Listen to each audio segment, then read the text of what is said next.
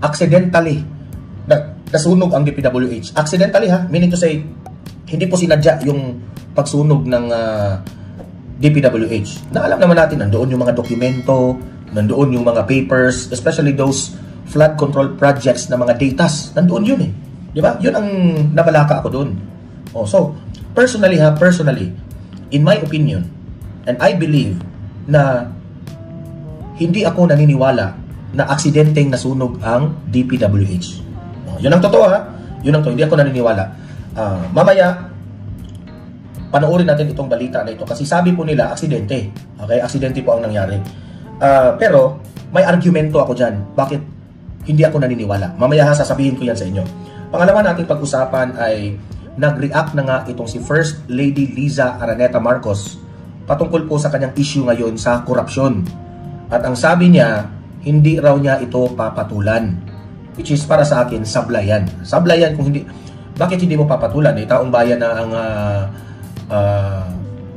humihingi na ng ano ang taong bayan. Explanation galing sa iyo, di ba? Mamaya pag-usapan natin itong kay First Lady Liza Araneta Marcos kasi po mainit na usapin rin ito because you are the First Lady of itong bansang ito. Okay? At last but not the least na ating re-reactionan ay itong interview ni Salvador Panelo, Attorney Salvador Panelo, no? Patungkol po ito sa issue ni Trillanes na kung ano-anong mga inaakusahan ni Trillanes dito sa mga Duterte at kay Senator Bongo.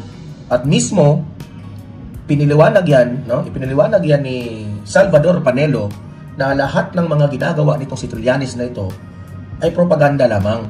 At sabi pa nga ni Salvador Panelo, bakit tayo dapat makikinig dyan ni Trillanes na yan? Di ba? Bakit kailangan natin makikinig sa kanya? Hanggang ngayon, may naniwala pa ba kay Trillanes? Pati nga sa kanyang lugar, no? Hindi ka siya nanalong mayor doon sa kanyang lugar kasi wala na nga naniniwala dyan sa kanya.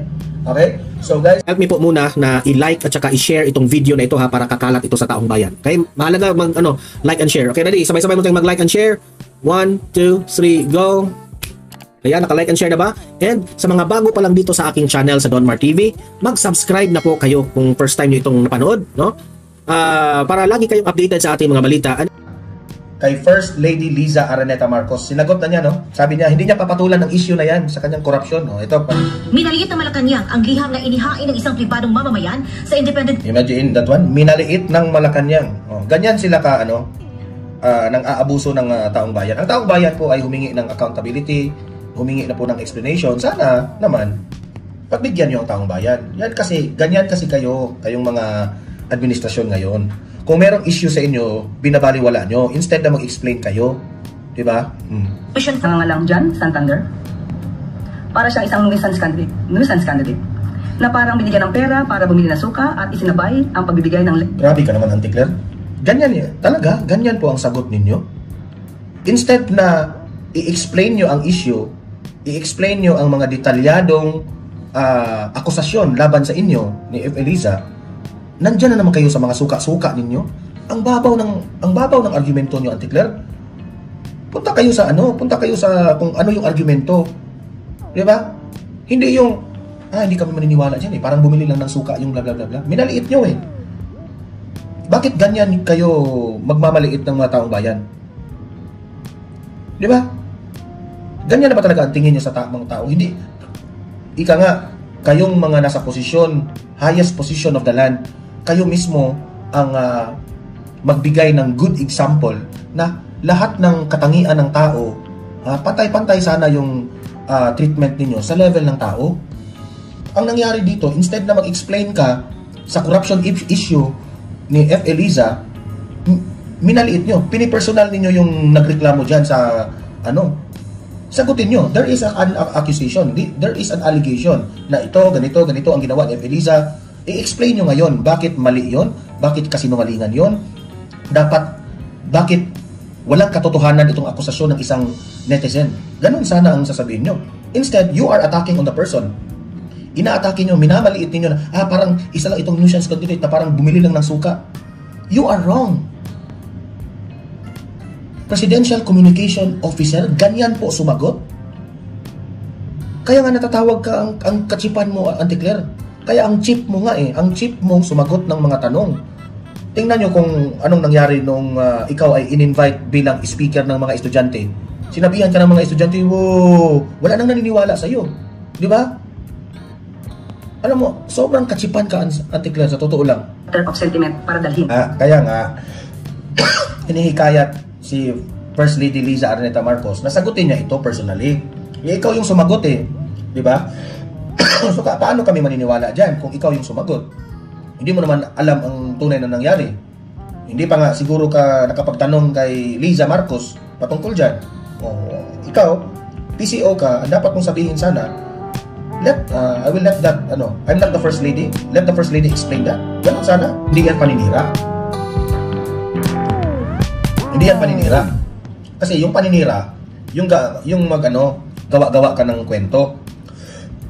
Ngayon, ang isang netizen po nagreklamo. Napatunayan yan nyo ngayon, no? Kasi po, mahalaga po sa taong bayan yan. Public man kayo, public figure man kayo. So every time merong reklamo, hindi to paninira, sa tingin ko hindi yan paninira. Nagreklamo po ang isang netizen. Okay, na ganito po ang nangyari.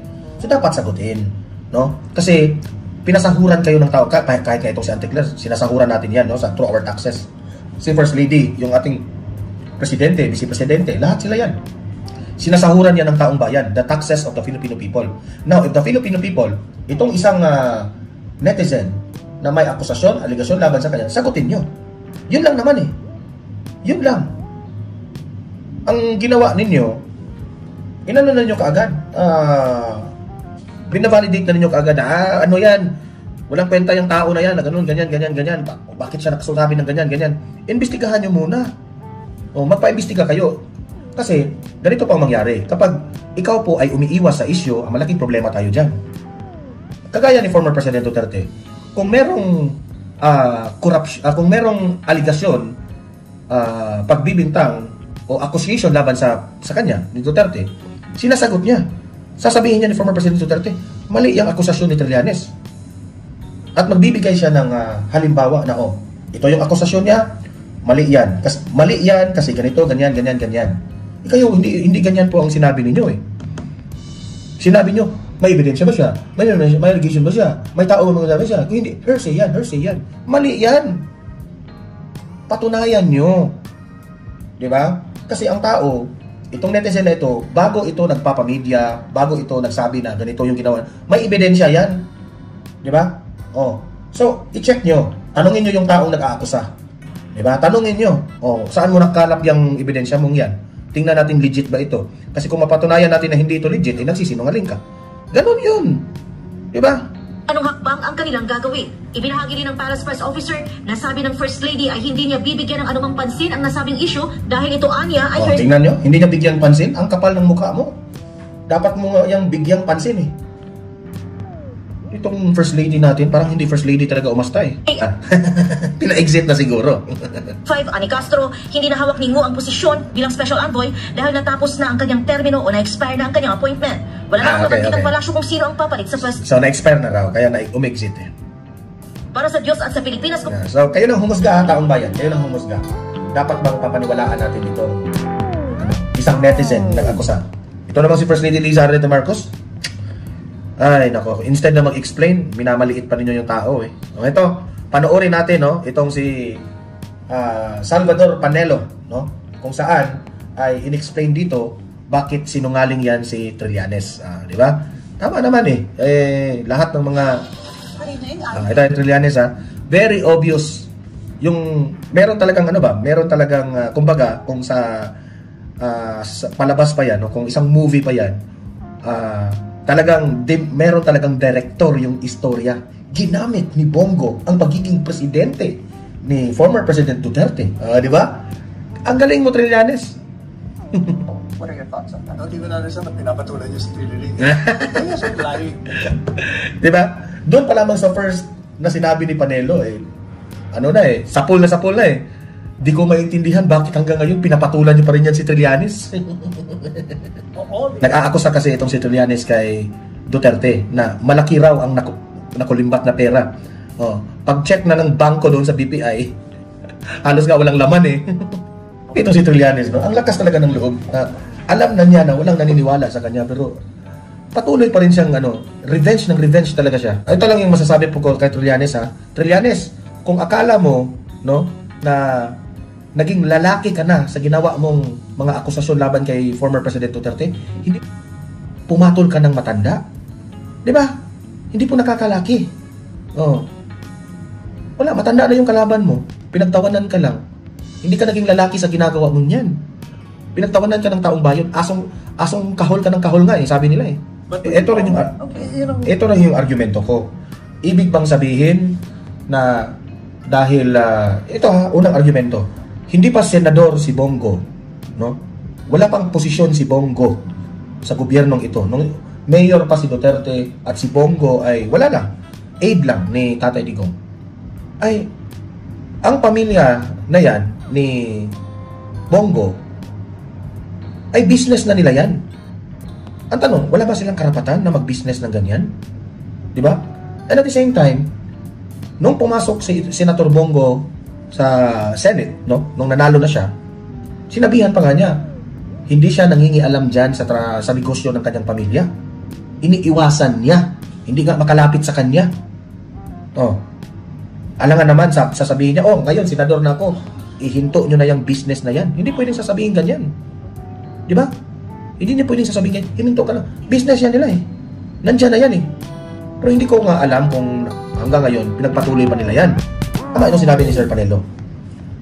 Ang importante, itong pamilya ni Bongo, may involved ba na korupsyon? Yan ang unang tanong Yan ang malaking, may involved ba na korupsyon ito? Pangalawa, substandard ba yung proyekto? Meron ba silang ghost projects? Meron ba silang tinatawag na nangungulimbat ng pera ng taong bayan kaya hindi quality ang proyekto? Ganon. Yun ang pinaka-importante. Kasi kung meron silang project, itong pamilyang Go, because magaling silang magtrabaho, hindi kurakot, quality of the service ang trabaho, walang mali. Di ba? Importante, natutugunan niya ang kanyang role bilang kontraktor. Di ba? Na ang gobyerno napagserbisyuhan yun ng quality projects. Yun ang pinaka-importante doon. Story short, itong mga inilabas na mga pag-file ni Trillanes, lahat ito, obviously let's finalize. Halatang halata na si Trillanes na una, inggit siya sa mga Duterte ni Bongo at mga kaalyado ni Duterte. Inggit yan si Trillanes kasi malaki ang galit niya sa mga Duterte nung na-reject siya sa mga Duterte. Pangalawa, ginagawa ito ni Trillanes kasi takot itong si Trillanes na maging presidente na naman ang mga Duterte, especially si Vice President Inday Sara Duterte. Si Vice President Sara Duterte pinapanata na meron ng ombudsman, Remulla, imbestigahan na si Sara. Ang House of Representatives rin, atake rin ng mga ni VP Sara.